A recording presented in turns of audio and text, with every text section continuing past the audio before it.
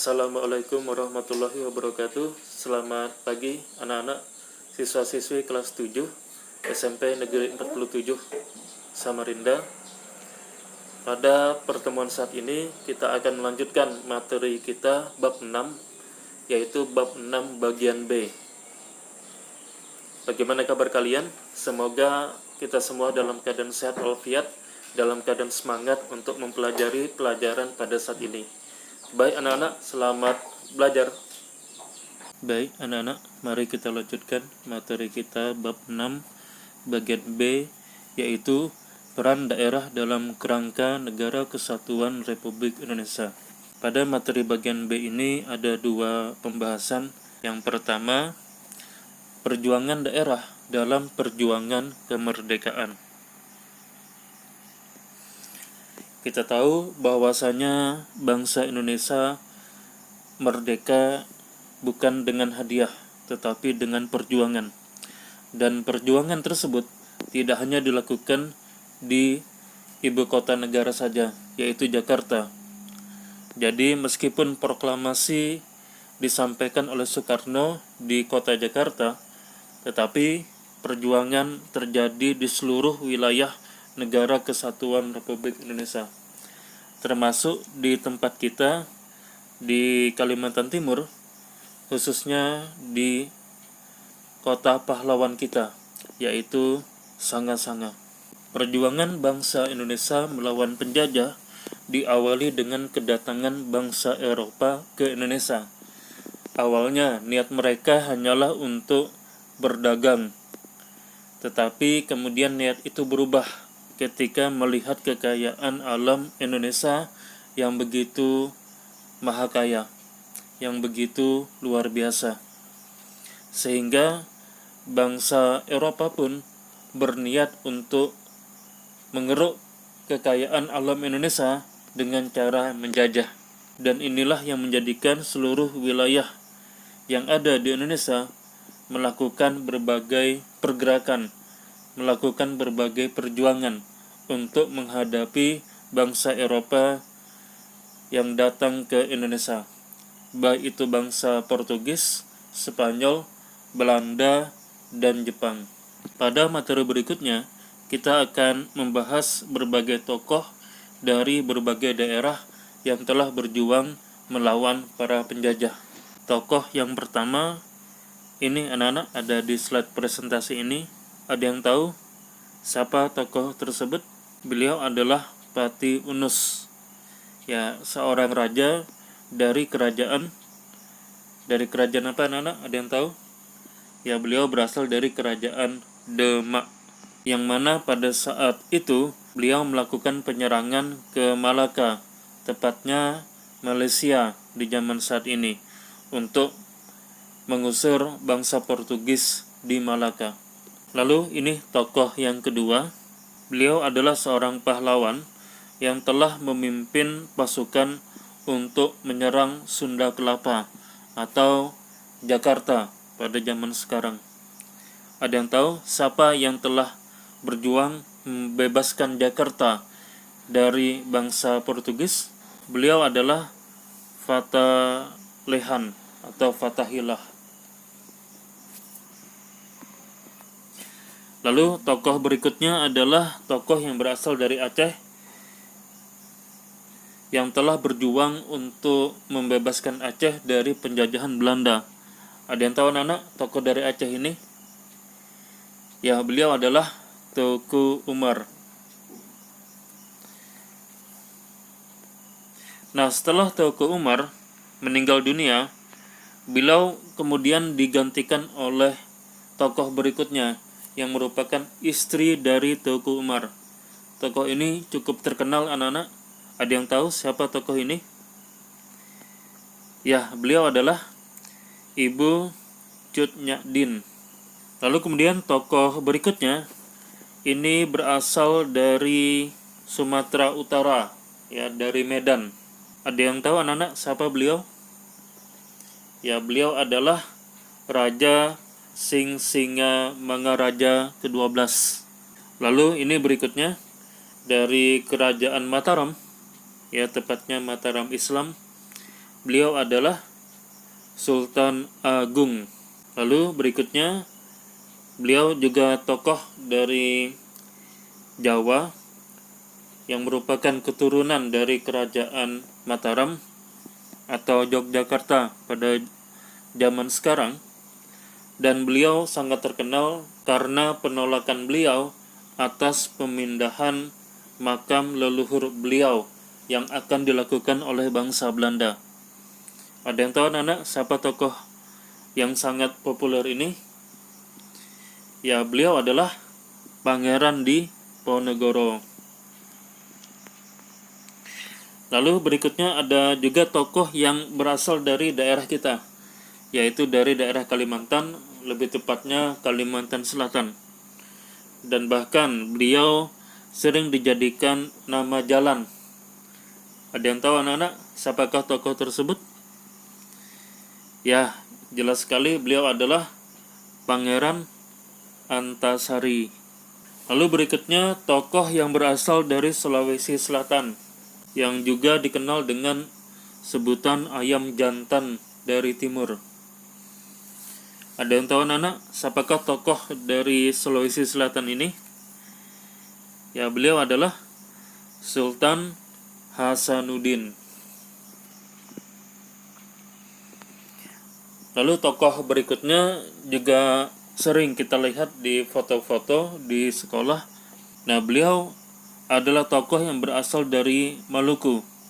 Ada yang tahu anak-anak siapa tokoh tersebut?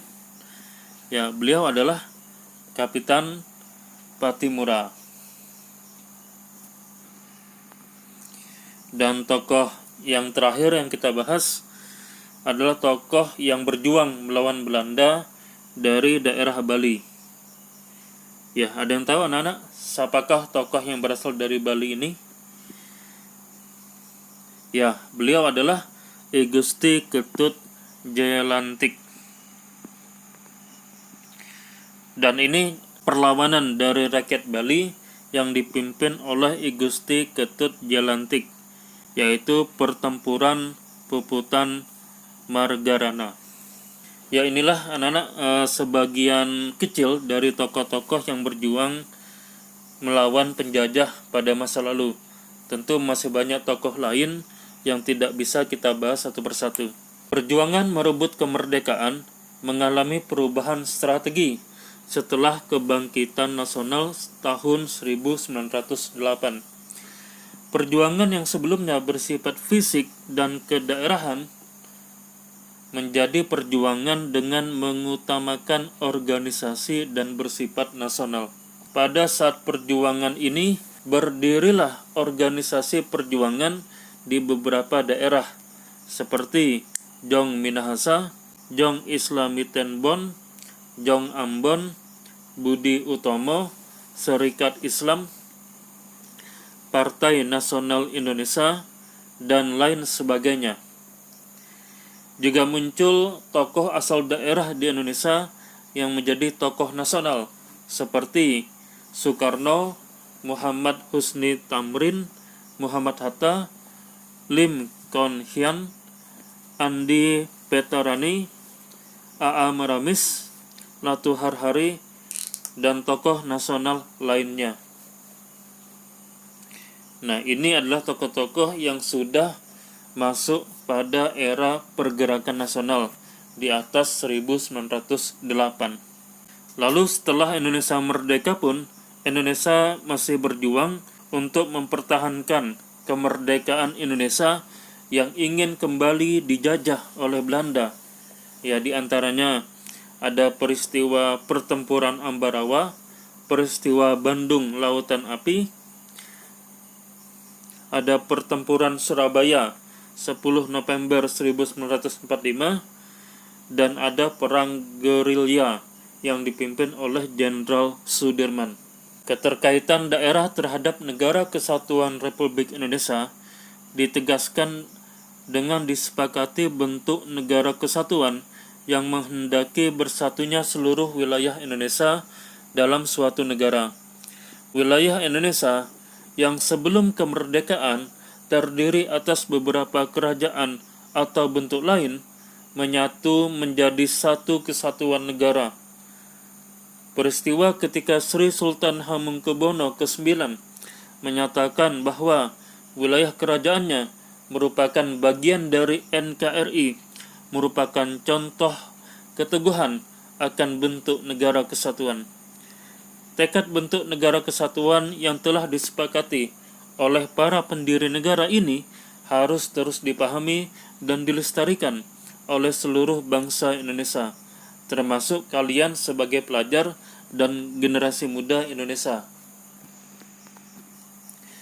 Nah, ini adalah gambar daripada Sultan Hamengkubuwono ke-9 yang telah rela, telah ikhlas untuk bersatu dengan wilayah negara Kesatuan Republik Indonesia.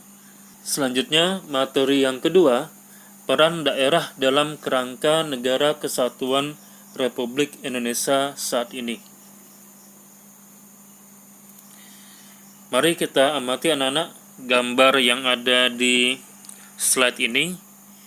Nah, gambar ini merupakan contoh dari sekian banyak kekayaan alam yang dimiliki oleh negara kita.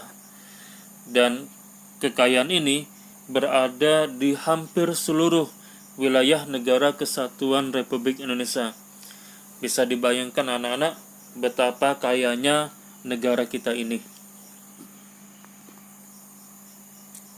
Oleh karena itu, kekayaan ini harus diatur di dalam konstitusi kita, di dalam Undang-Undang Dasar 1945, agar kekayaan ini bisa menghasilkan kebaikan dan kesejahteraan untuk bangsa Indonesia. Kekayaan alam dan potensi yang dimiliki setiap daerah di Indonesia sesungguhnya merupakan kekayaan dan potensi seluruh bangsa Indonesia, sehingga tidak hanya milik daerah yang bersangkutan. Pasal 33 ayat 3 UUD 1945 menegaskan bahwa bumi dan air dan kekayaan alam yang terkandung di dalamnya dikuasai oleh negara dan dipergunakan untuk sebesar-besar kemakmuran rakyat. Makna dikuasai adalah negara memiliki kekuasaan untuk mengatur bumi dan kekayaan alam yang terkandung di dalamnya. Kekuasaan untuk mengatur oleh negara dimaksudkan agar kemakmuran rakyat benar-benar tercapai. Kemakmuran yang ingin diwujudkan adalah bagi seluruh lapisan masyarakat di Indonesia, bukan untuk perorangan atau golongan atau daerah tertentu. Oleh karena itu, kekuasaan untuk mengatur bumi dan kekayaan alam harus benar-benar dipahami agar tidak disalahgunakan untuk kepentingan pribadi atau golongan. Untuk mewujudkan pembangunan nasional berkeadilan dan merata, maka penyelenggaraan otonomi daerah diharapkan mampu mengatasi persoalan yang muncul dalam kerangka Negara Kesatuan Republik Indonesia. Pengakuan dan penghormatan negara kepada daerah dengan penyelenggaraan otonomi daerah merupakan kesepakatan pembentuk konstitusi, sebagaimana diatur dalam pasal 18, 18A, dan 18B Undang-Undang Dasar Negara Republik Indonesia tahun 1945. Pasal-pasal tersebut merupakan penegasan kembali mengenai bentuk negara Indonesia sebagai negara kesatuan, sebagaimana disebutkan di dalam ketentuan pasal 1 ayat 1 Undang-Undang Dasar Negara Republik Indonesia tahun 1945. Silakan anak-anak buka kembali konstitusi kita, buka kembali pasal-pasal Undang-Undang Dasar 1945 yang kalian miliki. Ada pasal 18, 18A, 18B, dan juga ada pasal 1 ayat 1. Silakan dipelajari. Lalu, peran daerah dalam Negara Kesatuan Republik Indonesia antara lain sebagai berikut. Yang pertama, A. Mempertahankan bentuk dan keutuhan Negara Kesatuan Republik Indonesia sebagaimana ketentuan pasal 37 ayat 5 Undang-Undang Dasar Negara Republik Indonesia tahun 1945 yang berbunyi, khusus mengenai bentuk negara kesatuan Republik Indonesia tidak dapat dilakukan perubahan. Yang kedua, B. Meningkatkan kesejahteraan masyarakat dalam bidang kesehatan, pendidikan, dan pendapatan masyarakat. C. Memajukan bangsa melalui inovasi dan kreativitas aparatur sipil negara di daerah. D. Melaksanakan pembangunan nasional untuk meningkatkan pemerataan pendapatan masyarakat, kesempatan kerja, lapangan berusaha, kesempatan dan kualitas pelayanan publik, dan daya saing daerah. Yang E, yang terakhir, mengembangkan kehidupan bermasyarakat, berbangsa, dan bernegara yang demokratis. Ya, demikianlah anak-anak materi pembelajaran PPKN kita di bab 6 bagian B, cukup panjang. Ya, mudah-mudahan bisa kalian simak dengan baik dan bisa kalian aplikasikan dalam kehidupan sehari-hari. Kita akhiri. Wassalamualaikum warahmatullahi wabarakatuh dan salam sejahtera untuk kita semua.